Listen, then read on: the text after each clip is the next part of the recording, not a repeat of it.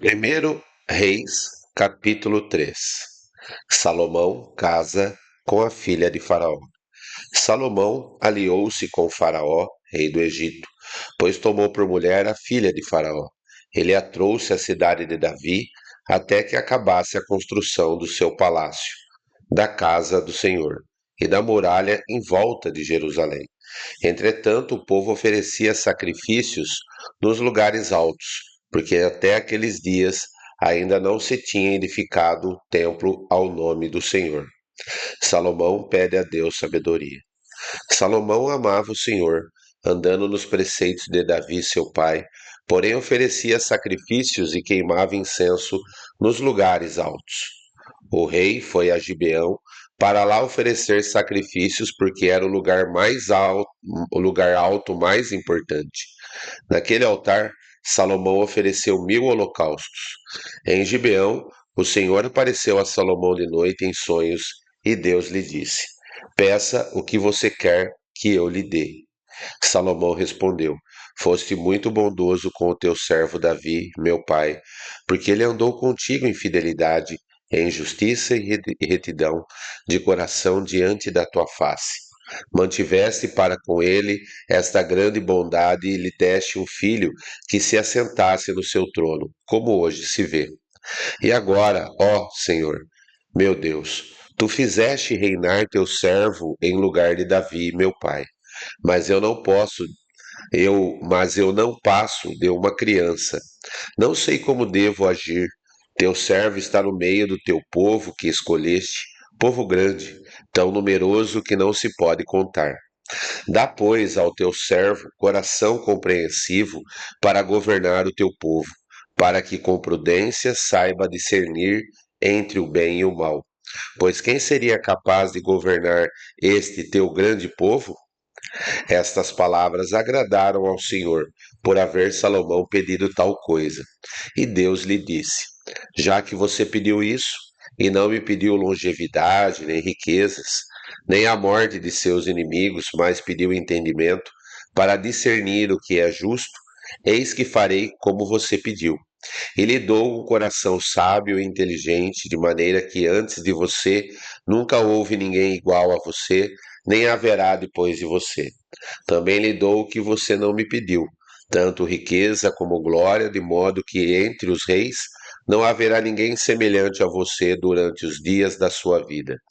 Se você andar nos meus caminhos e guardar os meus estatutos e os meus mandamentos, como fez Davi, seu pai, eu prolongarei os seus dias. Salomão acordou, e eis que era um sonho. Voltou para Jerusalém, pôs-se diante da arca da aliança do Senhor, ofereceu holocaustos, apresentou ofertas pacíficas e deu um banquete a todos os seus oficiais. Salomão julga a causa de duas mulheres. Então duas prostitutas foram falar com o rei Salomão. Apresentaram-se diante dele, e uma das mulheres disse: Ah, meu senhor, eu e esta mulher moramos na mesma casa, onde dei à luz um filho. No terceiro dia depois do meu parto, também esta mulher teve um filho. Estávamos juntas.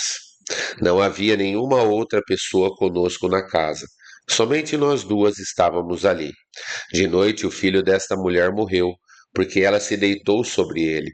Ela levantou-se no meio da noite e, enquanto esta sua serva dormia, tirou o meu filho que estava do meu lado e o pôs na cama dela. Depois colocou o filho dela morto nos meus braços. Quando eu levantei de madrugada para dar de mamar ao meu filho, eis que ele estava morto. Porém, quando reparei nele pela manhã, eis que não era o filho que eu tinha dado à luz.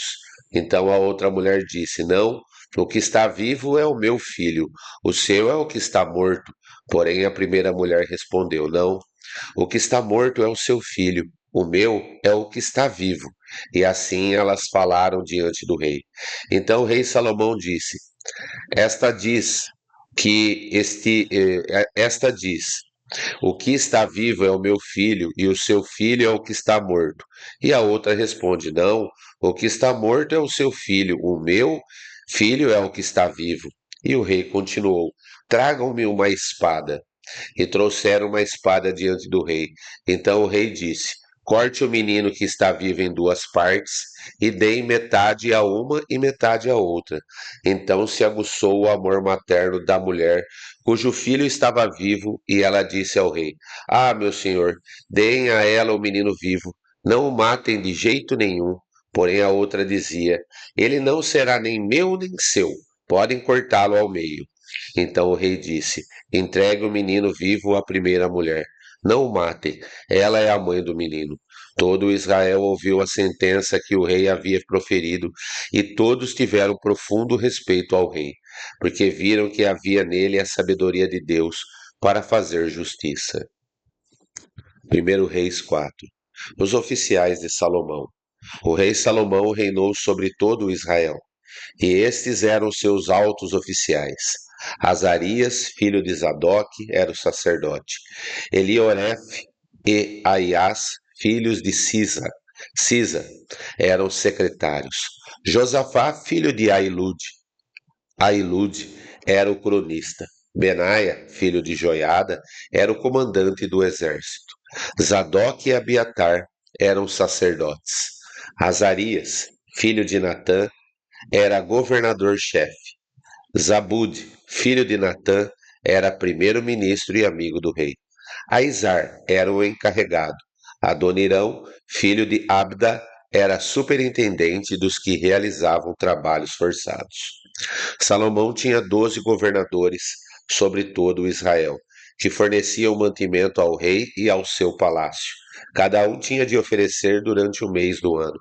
São estes os seus nomes: Ben-Ur, nas montanhas de Efraim; Ben-Deker, em Macás; Saalabim, Bet-Semes; Elon e Bet-Hanã; Ben-Esed, em Arubot; Sucó e toda a terra de Éfer; Ben-Abinadab, que era casado com Tafat, filha de Salomão, em toda a cordilheira de Dor; Baaná, filho de Ailud, em Taanac; Meguido e toda a Bet-Sean, que fica perto de Zaretã, abaixo de Jezreel, desde Bet-Sean até Abel-Meolá, até além de Jocmeão, Ben-Geber, em Ramot-Gileade, nas aldeias de Jair, filho de Manassés, que estão em Gileade e também na região de Argob, em Bassã, 60 grandes cidades com muralhas e ferrolhos de bronze. Ainadab, filho de Ido, em Mahanaim; Aimaas, que era casado com Basemate, outra filha de Salomão, em Naphtali; Baaná, filho de Usai, em Asser e Bealot; Josafá, filho de Parua, em Issacar; Simei, filho de Elá, em Benjamim; Geber, filho de Uri, na terra de Gileade; a terra de Seom, rei dos amorreus, e de Og, rei de Bassã, e havia só um governador nesta região. A prosperidade do reino de Salomão. O povo de Judá e Israel era tão numeroso como a areia que está na praia do mar.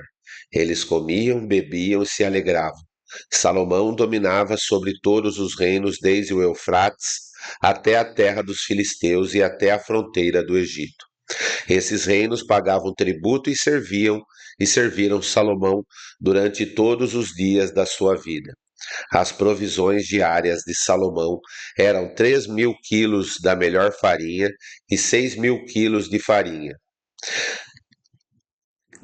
As provisões diárias de Salomão eram 3.000 quilos da melhor farinha e 6.000 quilos de farinha, 10 bois gordos, 20 bois de pasto e 100 carneiros, além dos veados, as gazelas, os corvos e aves bem tratadas, porque Salomão dominava sobre toda a região e sobre todos os reis do lado de cá do Eufrates, desde Tifsa até Gaza, e tinha paz em toda a região ao redor. Judá e Israel habitavam seguros, cada um debaixo da sua videira e debaixo da sua figueira, desde Dan até Berseba, durante todos os dias de Salomão. Salomão tinha também 4.000 cavalos em estrebarias para os seus carros de guerra e 12.000 cavaleiros. Os governadores forneciam provisões, cada um no seu mês, ao rei Salomão e a todos os que chegavam à sua mesa. Coisa nenhuma deixavam faltar. Também levavam a cevada e a palha para os cavalos e os jinetes, para o lugar onde estivesse o rei, segundo lhes havia sido prescrito. A sabedoria de Salomão. Deus deu a Salomão sabedoria, entendimento fora do comum e uma inteligência tão vasta como a areia que está na praia do mar. A sabedoria de Salomão era maior do que a de todos os homens do Oriente e do que toda a sabedoria dos egípcios.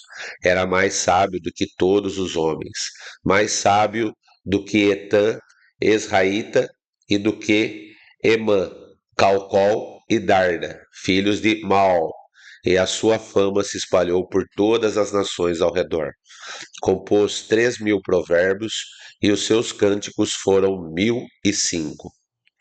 Falou sobre todas as plantas, desde o cedro que está no Líbano até o isopo que brota dos muros. Também falou sobre os animais e as aves, os animais que rastejam e os peixes. De todos os povos vinha gente para ouvir a sabedoria de Salomão, e também mensageiros de todos os reis da terra que tinham ouvido falar da sua sabedoria. 1 Reis 5. Salomão faz aliança com Irão. Também Irão, rei de Tiro, enviou seus servos a Salomão, porque ouviu que Salomão havia sido ungido rei em lugar de seu pai. Acontece que Irão sempre tinha sido amigo de Davi. Então Salomão enviou mensageiros a Irão, dizendo: Você sabe que Davi, meu pai, não pôde edificar um templo ao nome do Senhor, seu Deus, por causa das guerras em que se viu envolvido, até que o Senhor pôs os seus inimigos debaixo dos pés dele. Porém a mim, o Senhor me deu, porém a mim, o Senhor, meu Deus, tem dado descanso de todos os lados. Não há nem inimigo, nem adversidade alguma.